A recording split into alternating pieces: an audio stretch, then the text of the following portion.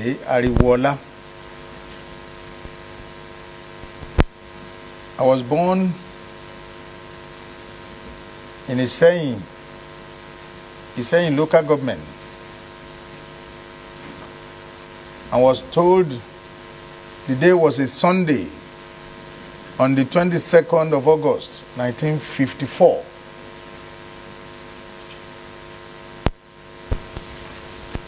I started my primary school also in my village at the local authority demonstration school, from where I proceeded, as we had in those days, to the middle school. Students usually stay for 3 years,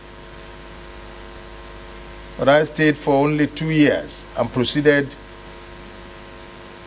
to the college secondary school in 1970.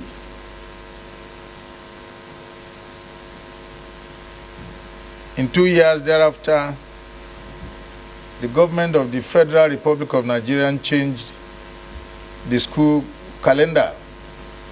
We started with January to December, and it was changed to September to July. So I finished in June 1974. Between that time, I went to open my own chambers with Ariwoola and Company in Oyo town. There I was practicing all over Nigeria before I was invited to the bench in 1992. I became a judge in Oyo State and was sworn in on the 2nd of November 1992. And indeed, all of the justices of the Supreme Court, the CJN, Federal High Court, and others whose names were reeled out earlier on. I'd like to begin, my Lord, by extending my congratulations to you on this appointment. My Lord,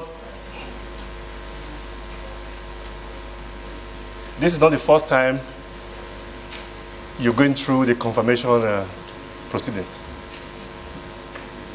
My belief is the moment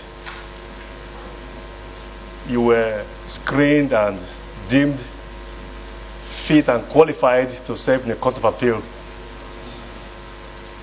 and thereafter another screening and confirmation in your elevation to the Supreme Court, to me you are as good, fit and proper person to serve as the Chief Justice of Nigeria. Just a matter of time. No surprises. I also extend my heartfelt thanks to Mr. President for doing just 2 things. 1, finding you worthy, and 2, making this nomination early, unlike in the past when we had some challenges. My Lord, it is the dream of every lawyer serving in the bench to rise to the #1 position of the Chief Justice of Nigeria. This is a very, very consequential appointment in this elevation. My Lord, not too long ago, those of us who belong to the legal profession, we felt, I would say, a little embarrassed, but very, very embarrassed by certain events that occurred in the Senate. We know as judges, we're told you should be seen, not heard, except while you're in your court. And therefore, I understand your constraints, and indeed the constraints of all of the judges of the court. But for the first time, not only were they seen. Indeed, they were heard by way of a joint correspondence. I hate to use the word petition, but a joint correspondence that was endorsed by pretty much every member of the court. My Lord, by way of a comment and reassurance which I'm seeking from you, we want to prevent a reoccurrence of that development. And the way to prevent it is this: I want an assurance from you. The Supreme Court, the judicial arm, is a creation of the Constitution, just like we are. We are section 4. You are 6. You are just as important as we are. We don't want the court coming to us camp in hand, asking for arms. We don't want that. Whatever benefit we are entitled to here as members of the legislative arm, you should also be receiving that, and we want you to insist on it. Insist on it. A situation where judges will be told to leave their chambers by 4 o'clock because there's no diesel,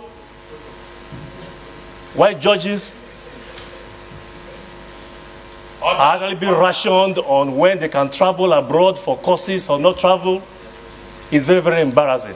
So I want a reassurance from you that you will insist on the right of the judiciary, that whatever is due the judiciary is given to you. Now, my question.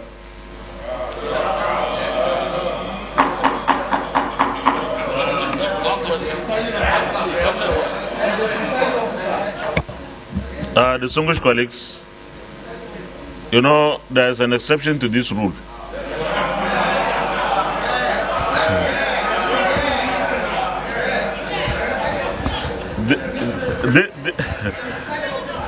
This is the deputy president of the Senate we are talking about. So, DSP, you are not limited to 3 minutes, but you are not also allowed infinitum. Thank you, Mr. President, for that protection. They forgot that they elected me. Now, having said that, my Lord, I'd like for you to speak on your vision and your plan for repositioning of the Nigerian judiciary. Thank you, my Lord.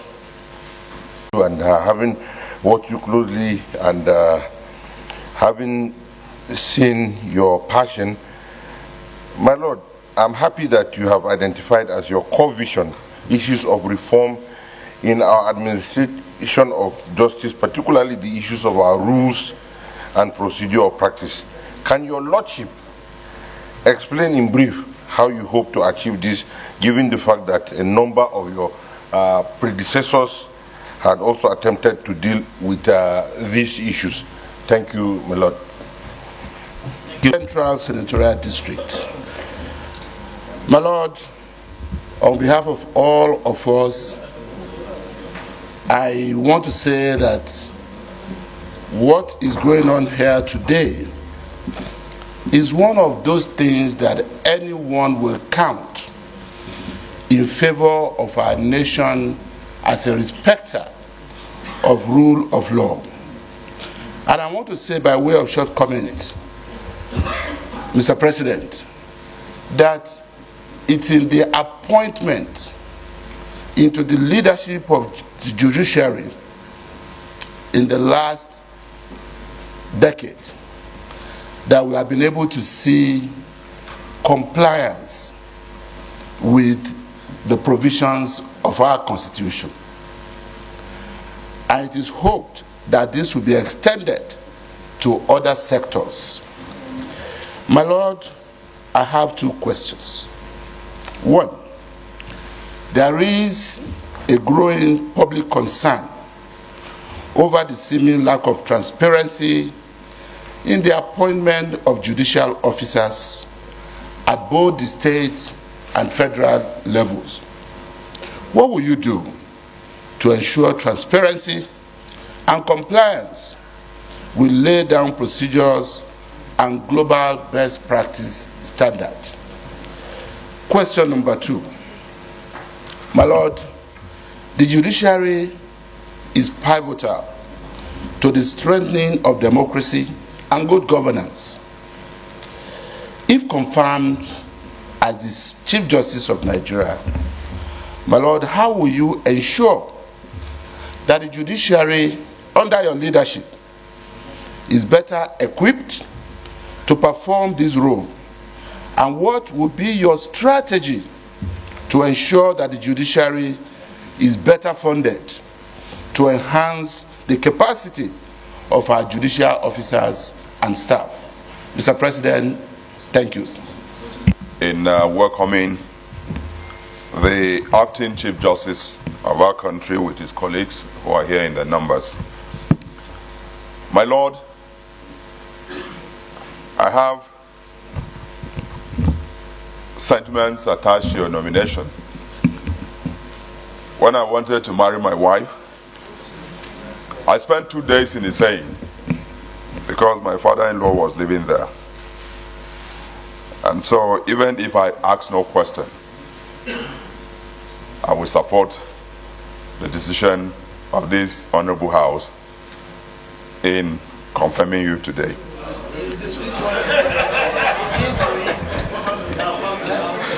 This Honorable Senate, these hallowed chambers of the Senate in confirming you, my Lord. My question is, it is said, my Lord, that justice delayed, justice denied. You agree with me, and most lawyers and Nigerians, that we witnessed unnecessary delay in the administration of justice in our country.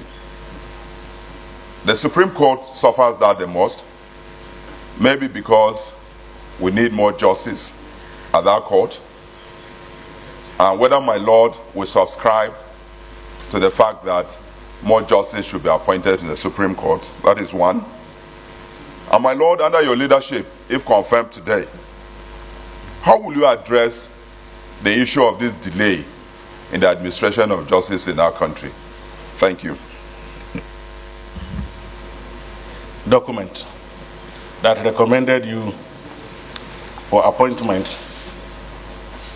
as the Chief Justice of Nigeria. I'm fanatically attached to use of words. When you look at the recital and the contributions of all the justices in that meeting, your qualification was what stood you out against 2 other colleagues of yours. And I do know that constitutionally, appointment into judicial offices are based strictly on seniority, of which gave you an age. But you see, in the document, the recommendation was that you are a preferred candidate. My thinking will have been that the document should say you are the most qualified, which is the norm, but it's okay. My major concern, sir, is this. Like my colleague have said, there are really growing concerns about appointment of judicial officers in this country. There are really concerns. And you know, having traveled this long, you know what it used to be and what it is now. If confirmed as the Chief Justice of Nigeria, what will you do, differently to ensure that we reverse back to that era where integrity, honesty, commitment to professionalism, and respect for the institution of judiciary are the sine qua non for qualification for appointment into these offices? That's the question. Thank you, sir. The Deputy Senate President, Senator Moagege, started from what he decided not to call petitions, even though many papers and the press that accosted me on the day I was sworn in as acting said justices of the Supreme Court wrote petition. We did not write petition. It was an internal memo of, not of the court, even, but of justices. There were 15 justices of the Supreme Court then, with the Chief Justice.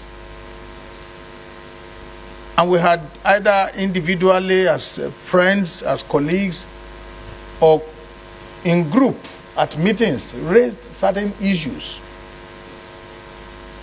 that were touching on persons' working conditions of justices, such as some of us not having accommodation at all,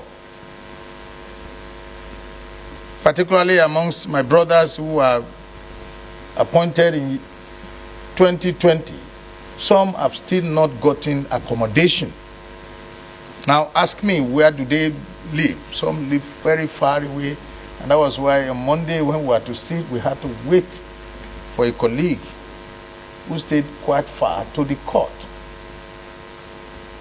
Then some vehicles have not been provided. Our entitlement as justices of Supreme Court to attend workshops were claimed not to be provided for, whereas in the budget there were these provisions. When we realized that each time we had a meeting and we took this up, our brother, the Honorable the Chief Justice, then probably forgot or didn't remember to take care of it. Sometimes the management of the court will still tell the Chief Justice there was no money. So we sat together and put something in paper. No secretary typed this. One of us who was secretary to a committee, which was then the welfare committee of the court, typed it, and we all sat and signed, the 14 of us, and after signing this memo, we took it up to deliver it personally to our brother, the Chief Justice. We didn't allow anybody to see this memo. How it came on pages of newspaper is still a miracle to us. We wouldn't know, because we never made it available. But no justice had copy of this memo. We just read it to ourselves and we agreed and we signed and took it to our brother. So I got on the newspapers, if you like, got leaked to the press. We were embarrassed ourselves, and we all met with the Chief Justice again to say what happened. We wanted His Lordship to get the management of the court to meet with us so that we could let them know we had no problem with our number one. We agreed. The Chief Justice gave us a time, and we all gathered again in the chambers of the Chief Justice conference room, only to realize that there was no plan to bring any member of the management. The Chief Justice himself was surprised that we were around again. His Lordship probably forgot. In fact, he said so. He apologized that he forgot to invite them, and we left. So there was no petition either to or against the Chief Justice. We remained brothers, and we were acting as one, even though we had our complaints, like the distinguished senator said, you know, when there was a circular that moved around that, the generator will be switched off at 4 o'clock, when sometimes we may be sitting in court till 6. And I had to climb up the staircase when I arrived the court before 8 a.m. because the circular said generator won't be switched on until 8 a.m. So any justice that came before 8 must either have to stay there if he cannot climb, or climb the stairs to the second to the third floors. We felt that was embarrassing enough. We told our brother, the Chief Justice, and nothing was done to it. I mean, he said he didn't know, what was happening. That was exactly what happened. It was not a petition.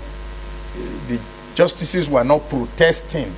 No, it was not a protest. We couldn't have carried placards.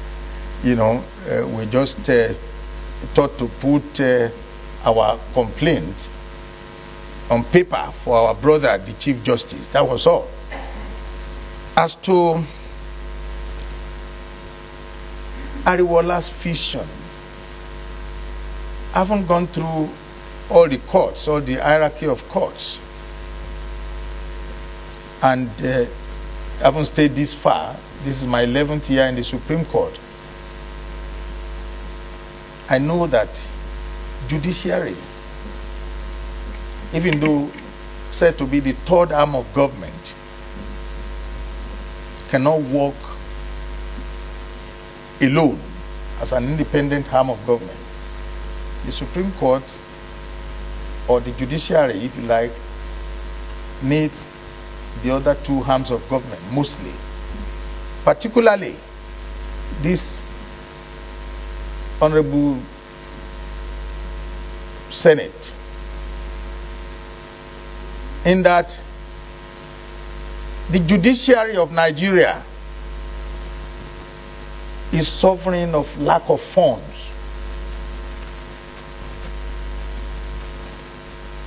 We're trying to introduce technology. This has gone far in other climes. Technology is so germane, is so important, that it is my desire to introduce like e-filing and electronic service of processes. By October, when we are doing our legal year, work has gone very far. The Supreme Court will start off in the way we have computerized and introduced in one of the 3 courts in the court great technology that lawyers may soon address the court from the comfort of their chambers once they are properly briefed. Like many of us will have had Zoom meetings, Zoom consultation with our friends, our doctors, and so on, from far away in foreign lands. We are starting that soon. What has been our problem is fund. And I believe and happy that if this Honorable Senate is aware that we need to move forward, we need to advance, we need fund so to do.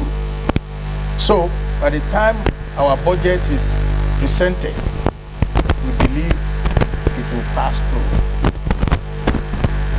There's need to improve on the way we file processes, the way we still do a lot of writing, despite the brief writing of counsel in respect of matters.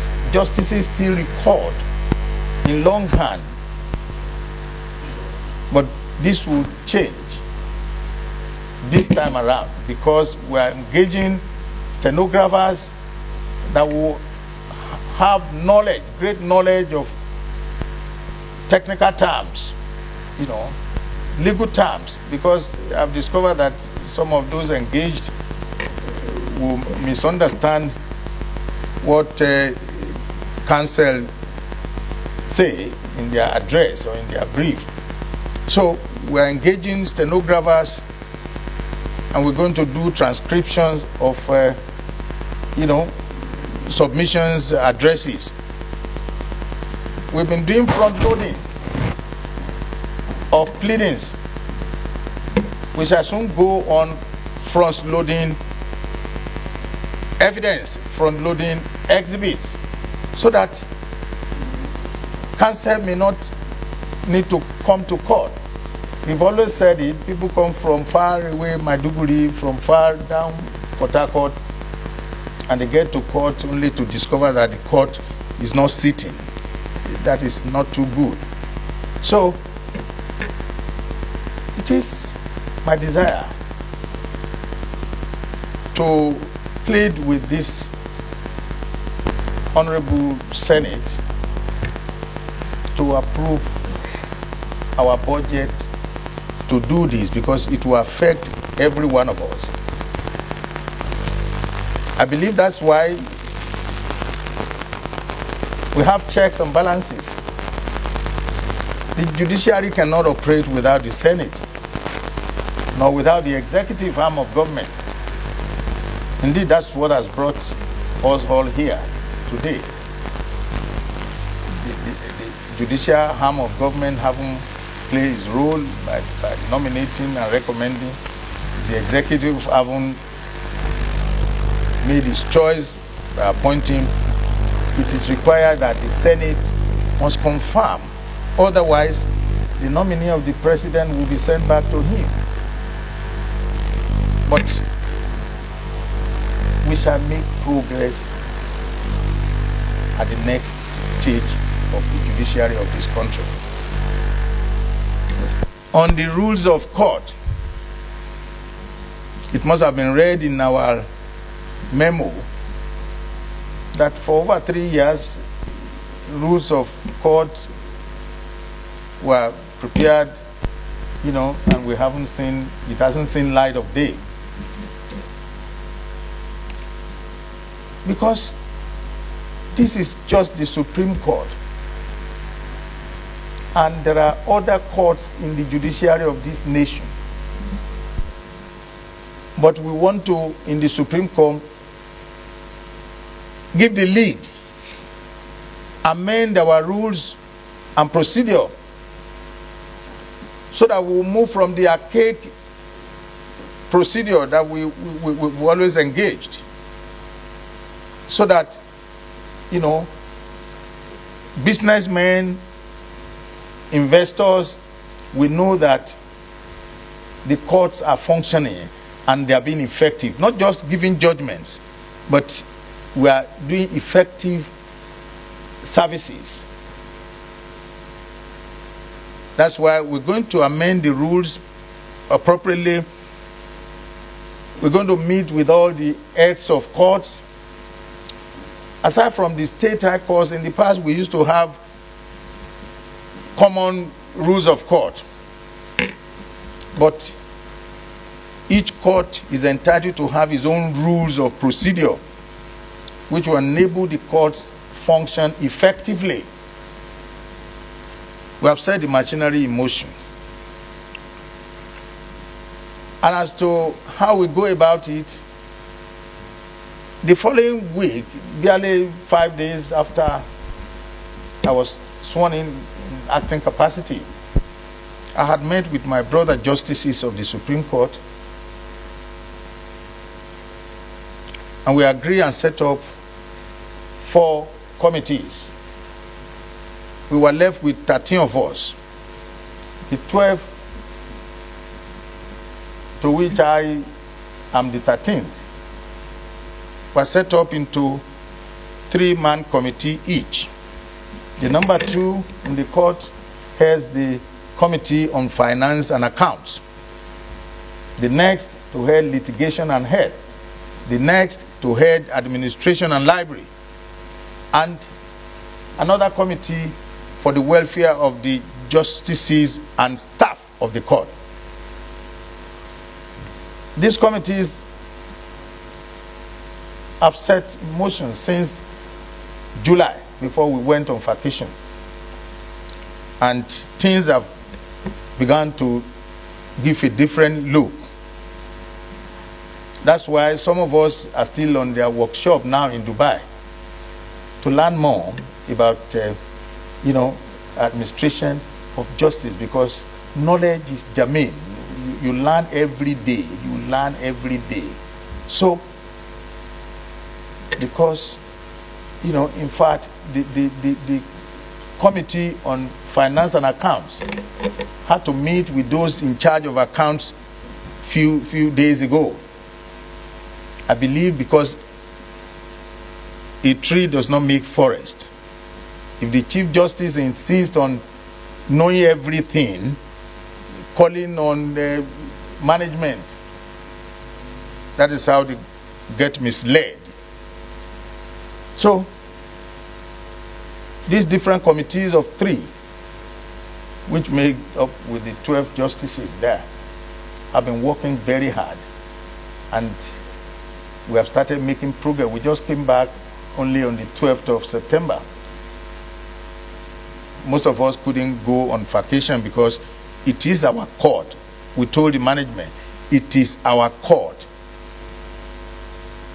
All in the management staff are to assist us to do our best to give justice to this country. So we have been working very hard to ensure that such things that happened, that made us to have to now write to our brother justice, the Chief Justice, would not occur again. There will be nothing like protesting or complaint when all the justices are involved in the administration of the court. Like Senator Bamidele Opeyemi said, on the appointment of judicial officers, appointment of judicial officers is provided for in the Constitution. To be appointed to the High Court judge, the Constitution says you must be 10 years in practice. To go to Court of Appeal, 12 years. And to be a Justice of Supreme Court, 15 years. That is what most people think is all about. And, so they aspire. But I'm happy that the National Judicial Council plays a great role in appointment of judicial officers in this country. The state will sit, propose, recommend. These ones will be subjected to interview. You must be in active practice. And I've always told some of our people, you must search yourself, know your worth. To be a judicial officer, it's not a, I beg your pardon, palongo. It's not a dance that you can learn on the way. You've got to know yourself, know your worth. That's why we should play to ourselves, to ask whoever is our nominee, can you do this job? And that's why most often, and in some states, we are said to be only seen and not heard. We cannot be heard to complain. We keep quiet often, and we are denied of our entitlements because we cannot be heard or be seen to complain. Maybe nobody may have even heard of our complaint if our memo had not been leaked to the press. And then we are called names, justices dancing nakedly in the market square. I mean, that was insulting to the least. So I want to plead again, Your Excellency, the President of the Senate and distinguished senators, that when we have our budget presented, please look into it.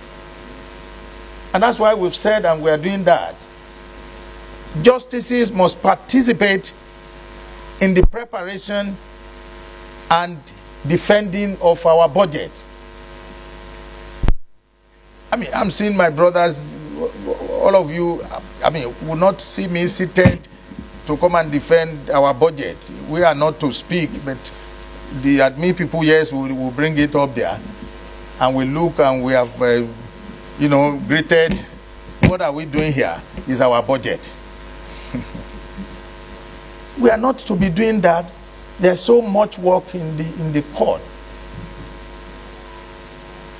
So we shall make progress, once we have enough fund so to do. And it is my desire to meet with the president, who has presented my name, that I'm his choice, to say the only way we can move is for us to have fund. The judiciary of Nigeria must be properly funded. Judges should not be seen to go cap in hand. No. We should not beg for our entitlement. We should not. We have too much to do than to go about begging. And I'm sure you are aware, he who goes a begging are sorrowing. May we not go a sorrowing. So, that much with the appointment of judicial officers. We are supposed to be constitutionally 21 justices. But we are 13 now.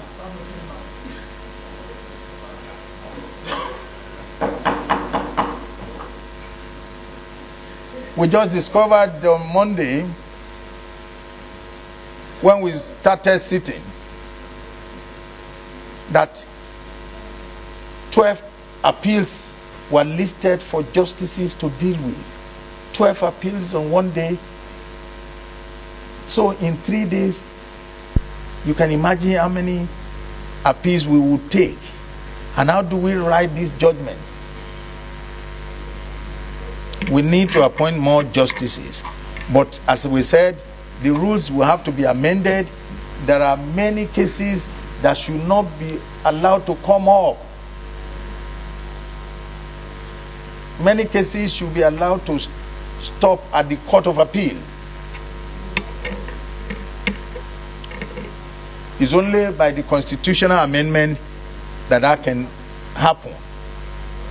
And the constitution can only be amended not by the courts,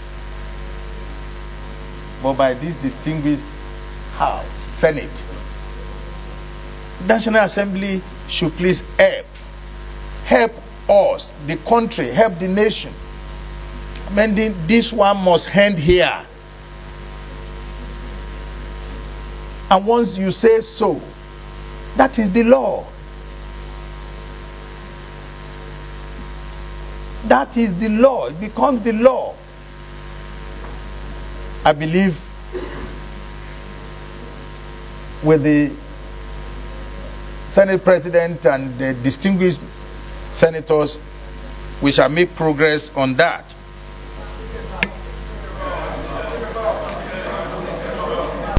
Senator Suswan.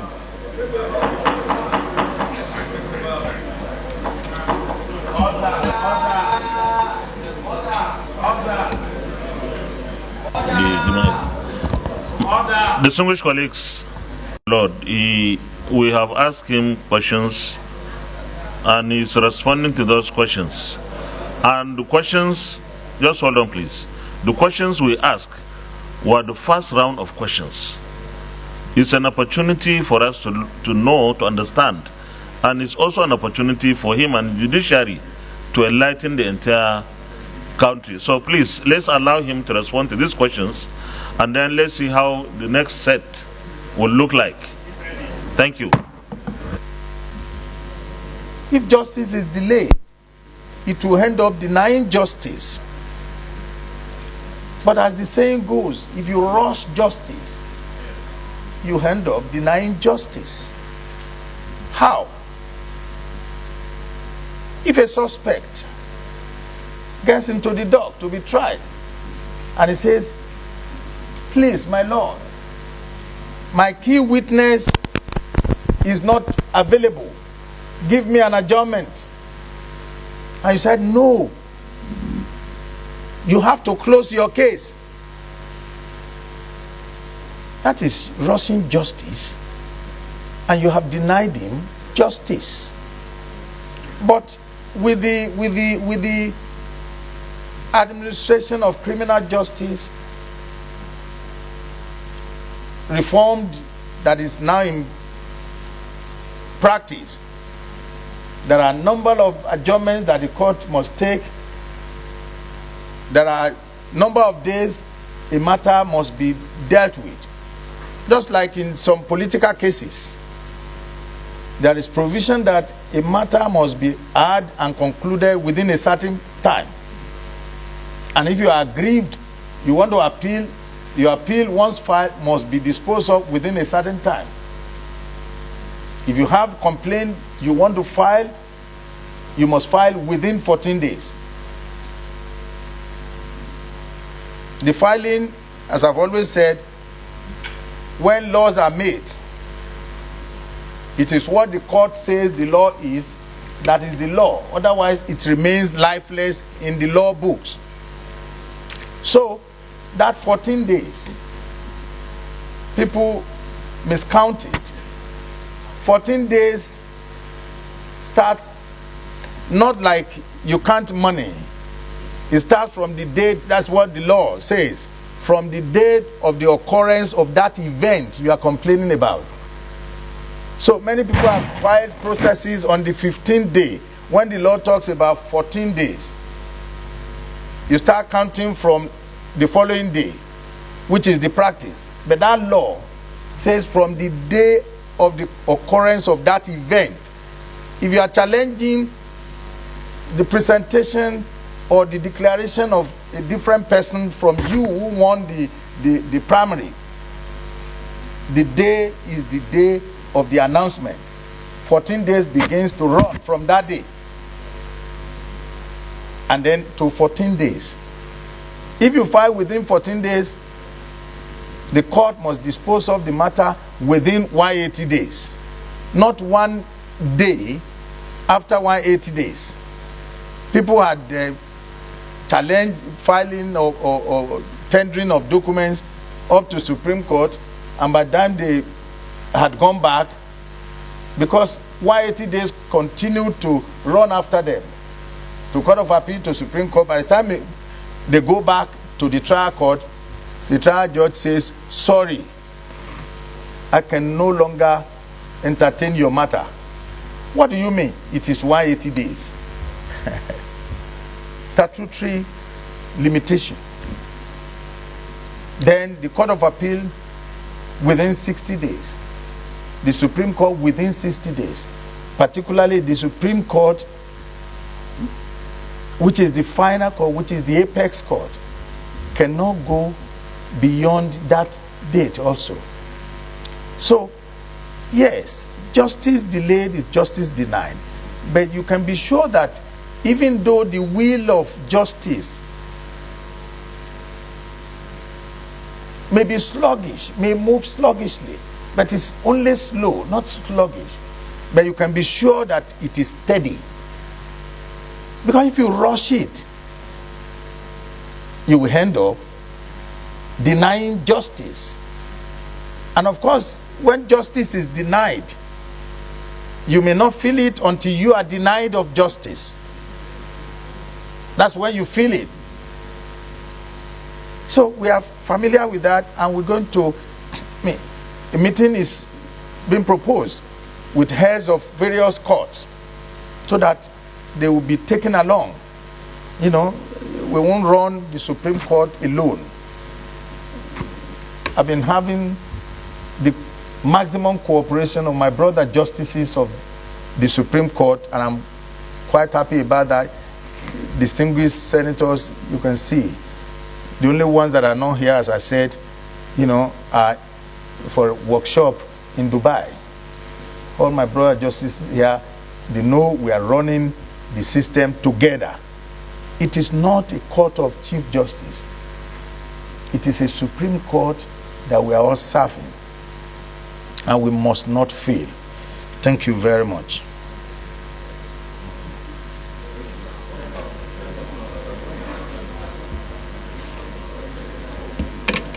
Yes, Senator.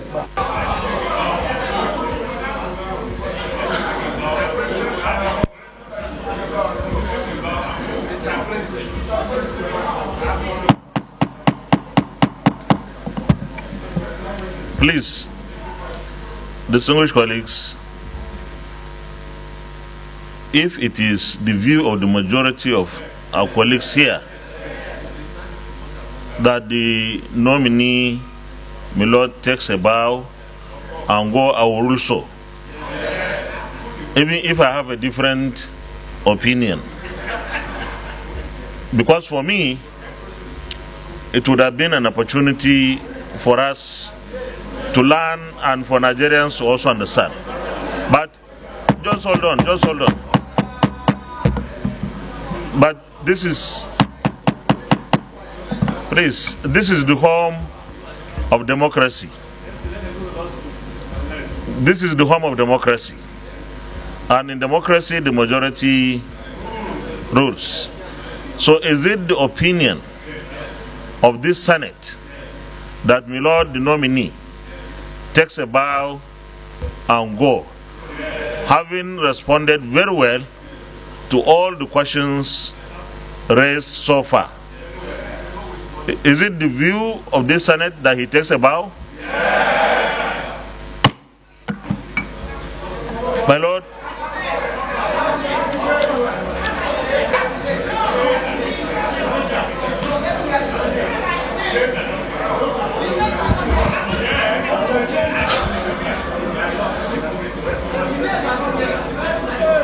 distinguished colleagues, please. Oh dear. Chief Whip, please let them sit down, please. Oh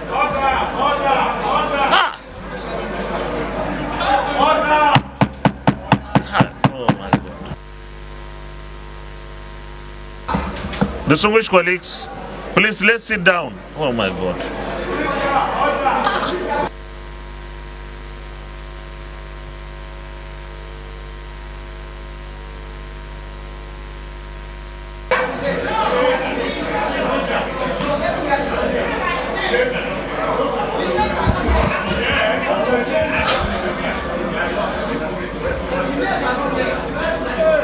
Distinguished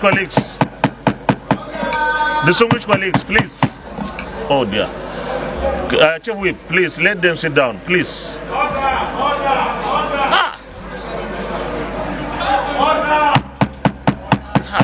my God. Distinguished colleagues, please let's sit down. Oh my God.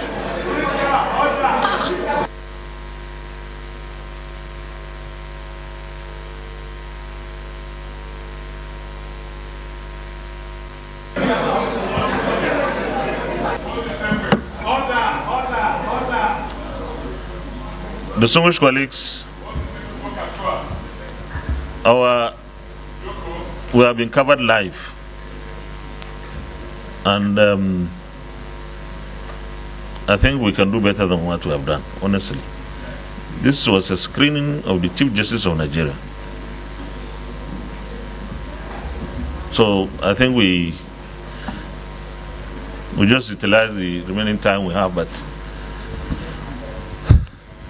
well, we've just finished the screening, and some of us wanted to ask some questions. Most of us wanted the nominee to take a bow and go because he had already answered many questions. I had my opinion, but my opinion doesn't matter here once I preside. It's what majority of you want that will go with. So those of us in minority, those of us who wanted to ask questions and were not able to do, please, I appeal to you. This is one Senate. If we are not able to ask questions today, we may ask tomorrow. So there should be no hard feelings that we are not gender friendly or we are not this, we are everything. It's just that the situation demanded that the nominee took a bow and go, because that was the majority opinion. And we stand by that. So I appeal to all of us to please take it as part of the practice in Parliament. The majority will always have its way. We do approval at this stage. Will the Senate approve the nomination of Honorable Justice Olukayode Ariwoola for appointment as the Chief Justice of Nigeria? Those in favor say aye. Aye. Those against say nay. The ayes have it. Leader of the Senate, plenary.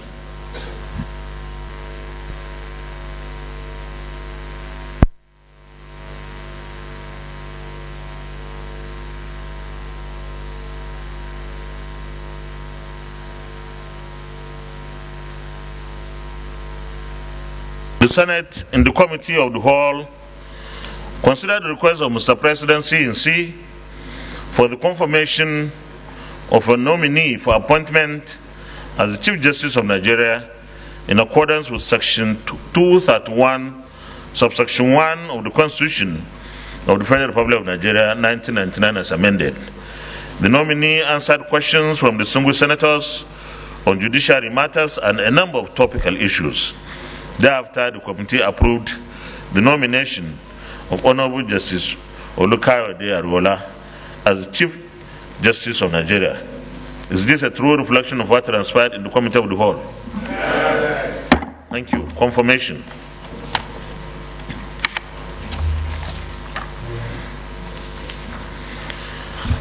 Will the Senate confirm the nomination of Honorable Justice Olukayode Ariwoola for appointment as the Chief Justice of Nigeria? Those in favor say aye. Aye. Those against say nay. The ayes have it. Thank you very much. The nomination of Honorable Justice Olukayode Ariwoola is hereby confirmed as the Chief Justice of Nigeria. Thank you very much, distinguished colleagues.